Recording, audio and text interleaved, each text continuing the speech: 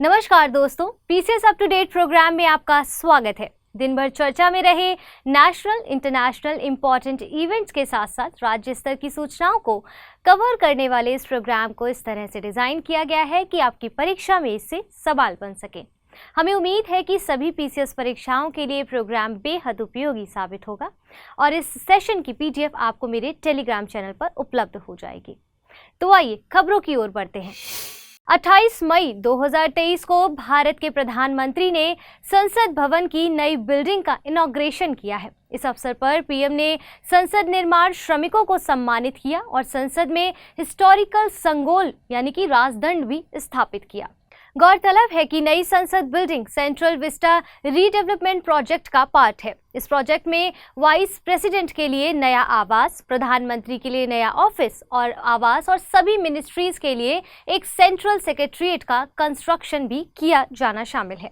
आपको बताते चले कि नए संसद भवन का डिजाइन विमल पटेल द्वारा तैयार किया गया है और इसी डिजाइन पर नई बिल्डिंग का कंस्ट्रक्शन प्रेसिडेंट हाउस और इंडिया गेट के बीच टाटा प्रोजेक्ट्स लिमिटेड द्वारा किया गया है। इस बिल्डिंग में फ्यूचर के पार्लियामेंट एक्सपेंशन को ध्यान में रखते हुए लोकसभा के लिए 888 सीटें और राज्यसभा सदस्यों के लिए 384 सीटें बनाई गई हैं। इसमें एक कॉन्स्टिट्यूशन हॉल, एक लाइब्रेरी और कमिटी चैम्बर भी है। इसे rain water harvesting, solar panel, waste management और नेचुरल वेंटिलेशन जैसी सुविधाओं के लिए इको फ्रेंडली और एनर्जी एफिशिएंट बनाया गया है। इंडियन स्पेस रिसर्च ऑर्गेनाइजेशन ने 29 मई को श्रीहरिकोटा स्थित सतीश धवन स्पेस सेंटर से NVS-01 सैटेलाइट लॉन्च किया है।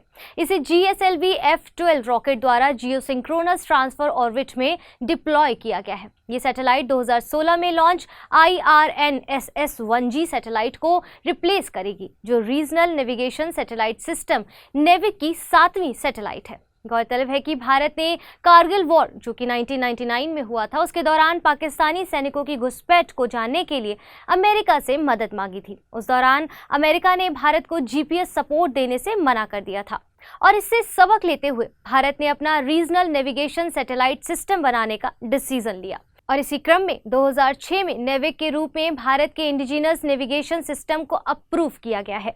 हालांकि इसके 2011 तक पूरे होने की उम्मीद थी, लेकिन 2018 में ये ऑपरेशनल हो पाया।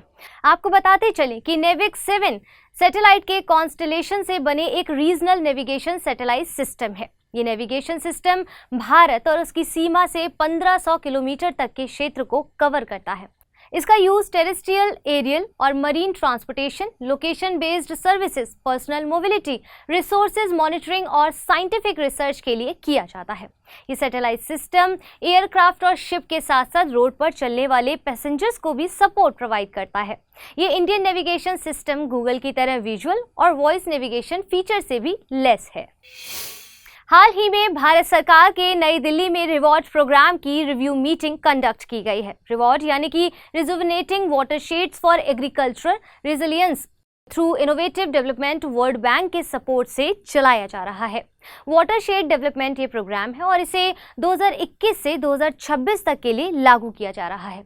दरअसल रिवॉर्ड प्रोग्राम का ऑब्जेक्टिव्स नेशनल और स्टेट इंस्टीट्यूट्स की वाटरशेड मैनेजमेंट कैपेसिटी को स्ट्रेंथ करना है। इससे पार्टिसिपेटिंग स्टेट्स के सेलेक्टेड वाटरशेड में किसानों की रेजिलियंस और सपोर्ट वैल्यू चेन को इंक्रीज किया जा सकेगा। आपको बताते चलें कि 2021 से 2026 तक के प्रोग्राम पीरियड के लिए रिवॉर्ड का टोटल बजट आउटले 167.71 मिलियन अमेरिकी डॉलर है। इस प्रोग्राम को सपोर्ट करने के लिए बेंगलुरु में एक सेंटर फॉर एक्सीलेंस का भी एस्टेब्लिशमेंट किया गया है और वर्तमान में ये प्रोग्राम रूरल डेवलपमेंट मिनिस्ट्री द्वारा मॉडर्न वाटरशेड प्रैक्टिसेस लागू करने के लिए कर्नाटक और ओडिशा में चलाया जा रहा है। हाल ही में इंडियन नेवी और रॉयल सऊदी नेवल फोर्स के बीच बाइलेटरल एक्सरसाइज अल मोहम्मद अल हिंदी 23 कंडक्ट की गई है। इस एक्सरसाइज सी फेज का सेकंड ये एडिशन था और ये एक्सरसाइज सऊदी अरब के अल जुवैल में कंडक्ट की गई है। इस 3 दिवसीय एक्सरसाइज में भारत की ओर से INS तरकश, INS सुभद्रा और डोर्नियर मैरीटाइम पेट्रोल एयरक्राफ्ट ने भाग लिया, जबकि सऊदी अरब की ओर से HMS बद्र और HMS अब्दुल अजीज, MH-60R हेलो और UAV ने पार्टिसिपेट किया।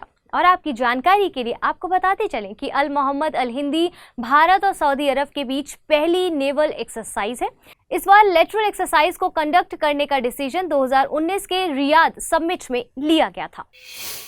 भारत के प्रधानमंत्री ने 29 मई को नॉर्थ ईस्ट की पहली semi high speed train Vande Bharat express को वर्चुअली हरी झंडी दिखाकर रवाना किया है। ये ट्रेन पश्चिम बंगाल के न्यू जलपाईगुड़ी से असम के गुवाहाटी तक जाएगी और ये ट्रेन अपने 410 किलोमीटर के सफर में न्यू अलीपुरद्वार, कोकराझार, न्यू बोंगाईगांव और कामाख्या स्टेशंस को कवर करते हुए गुवाहाटी पहुंचेगी।